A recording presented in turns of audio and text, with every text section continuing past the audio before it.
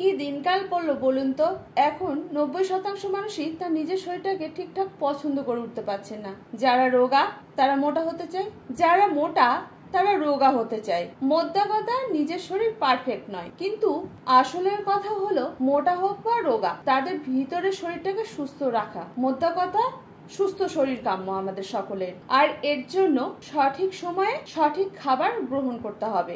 এই সঠিক খাবারটা কি রকম, মানে কি ধরনের খাবার আমাদের প্রয়োজনীয়, সেটা আমরা অনেকেই জানার পরেও বুঝে উঠতে পারি না কি তৈরি করব। তাই আমি সোমাশ্রী চলে এসেছি আজ সেই রকম একটি হেলদি ও স্বাস্থ্যসম্মত ব্রেকফাস্টের রেসিপি নিয়ে।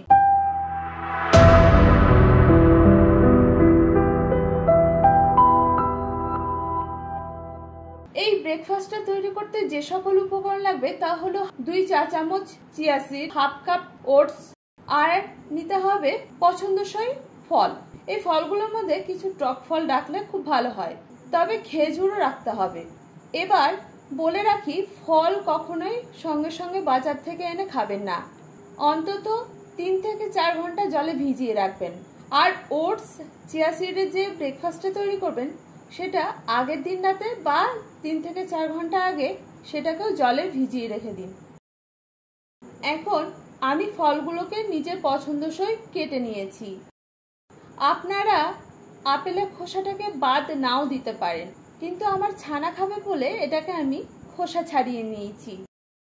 যাই হোক, সমস্ত ফল কাটা আমার রেডি। এবার ব্রেকফাস্টটাকে কিভাবে তৈরি করব সেটা দেখে নিন। আমি আগেই বলেছি ওটসটা আগের দিন রাতে ভিজিয়ে রাখবেন, তবে হ্যাঁ, যে পাত্রে ওটসটা নেবেন সেটা যেন একটু বড় পাত্র হয়, ফলে সেখানে অনেক কিছু মিক্স করতে সুবিধা হবে। এবার ওই পাত্রে একে একে যোগ করতে হবে হাফ চা চামচ বিট নুন, হাফ চা চামচ পিঙ্ক সল্ট। পিঙ্ক সল্ট না থাকলে এটাকে স্কিপ করে দেবেন, সেক্ষেত্রে বিট নুনের পরিমাণটা আর একটু বাড়িয়ে দেবেন, তবে হ্যাঁ, নুনটা আপনাদের স্বাদ অনুযায়ী দেবেন।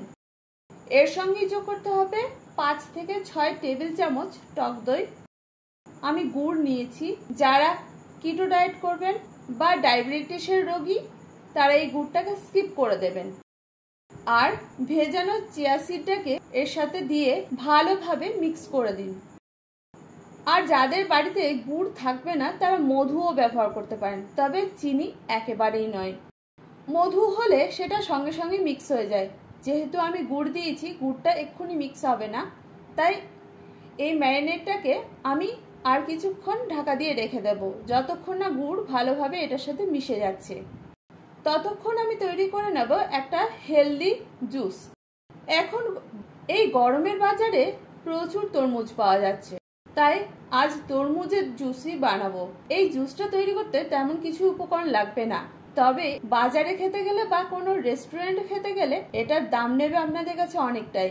তাহলে বাজারে কেন খাবেন, নিজের বাড়িতেই তৈরি করুন, আর বাচ্চাদের বড়দেরকে সকলকে দিন, খুব ভালো আর হেলদিও। তাহলে কিভাবে তৈরি করবে এই জুসটাকে? প্রথমে তরমুজের খোসা ছাড়িয়ে তরমুজটাকে ছোট ছোট টুকরো করে নিতে হবে। এবার ওই টুকরোগুলো থেকে বীজগুলো আলাদা করে দিতে হবে। তারপর একটা বড় মিক্সিং জারে ওই ছোট টুকরোগুলোকে দিয়ে দিতে হবে। এর সঙ্গে যোগ করতে হবে একটা পাতিলেবুর রস, আর দিতে হবে হাফ চা চামচ বিট নুন। আমি আগেও বলেছি নুনের পরিমাণটা আপনাদের স্বাদ অনুযায়ী দেবেন। আর বাচ্চা খাবে বলে আমি 2 চামচ চিনি দিয়েছি, চিনিটা একেবারেই বড়দের জন্য স্কিপ করে দেবেন। এবার এটাকে ভালোভাবে মিক্স করে নিন, তাহলেই তৈরি হয়ে যাবে হেলদি জুস। এবার পরিবেশন করা পালা। জুস যখন পরিবেশন করা হয়েছে তখন সামান্য চাট মশলা দিতে ভুলবেন না, এটার টেস্টটা আরো বাড়িয়ে তুলবে। আর এখন দেখুন ওটসের সাথে গুড়টা খুব ভালোভাবে মিশে গেছে। কি ভালো লাগলো তো এই হেলদি ব্রেকফাস্টের রেসিপি পেয়ে? তাহলে তৈরি করে ফেলুন আপনাদের বাড়িতে, আর খেতে কেমন হয়েছে সেটা কমেন্ট করে জানাতে ভুলবেন না। আমিও তো থাকি আপনাদের কমেন্টের অপেক্ষায়। তবে তার আগে আমার ইউটিউব চ্যানেলটাকে সাবস্ক্রাইব করবেন। ফেসবুক থেকে দেখে থাকলে পেজটাকে ফলো করতে ভুলবেন না। আপনাদের কাছে আমার একটা ছোট্ট অনুরোধ, আমার রান্না বা রেসিপি ভালো লেগে থাকলে অবশ্যই লাইক শেয়ার করতে ভুলবেন না। আজ এই পর্যন্ত, দেখা হচ্ছে পরবর্তী ভিডিওতে।